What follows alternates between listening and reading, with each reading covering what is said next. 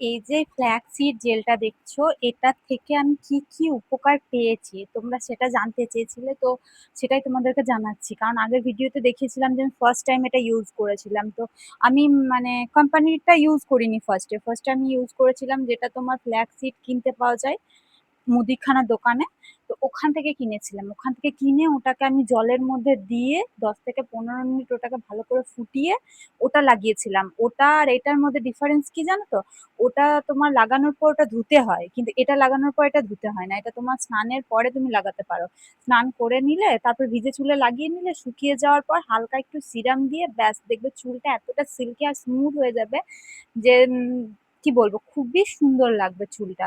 ঠিক আছে? আর যাদের তোমাদের চুল খুব সে কোঁকড়ানো কোঁকড়ানো হয়ে থাকে, স্ট্রেট হয়ে থাকতেই চায় না, গুটিয়ে যায়, তো তাদের জন্য তো এটা খুব ভালো।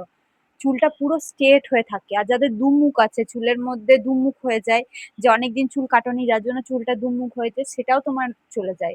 দুমুখ হয় না এটা লাগানোর জন্য। তা আমার মনে হয় এটার থেকে, মানে এটা তো একটু বেশি দাম পড়ে যায়, তার থেকে তোমার ওই ফ্ল্যাক্সিডটা কিনে নিয়ে জেল তৈরি করে লাগানোটাই বেস্ট। কারণ ওটাতে তোমার তোমার অ্যামাউন্টটা অনেক কম পড়ে। আর ওটা যেহেতু অরিজিনাল, পুরো ওটার মধ্যে কোনো কিছু মিক্স থাকে না। কারণ এটার মধ্যে মিক্স থাকে বলেই কিন্তু এটা মানে বাইরে ভালো থাকে। আর ওটা বাইরে ভালো থাকে না, ওটা মিনিমাম 7 থেকে 8 দিন তোমার ভালো থাকবে। আর ওটা ফ্রিজে রাখতে হবে ওটা তৈরি করার পর।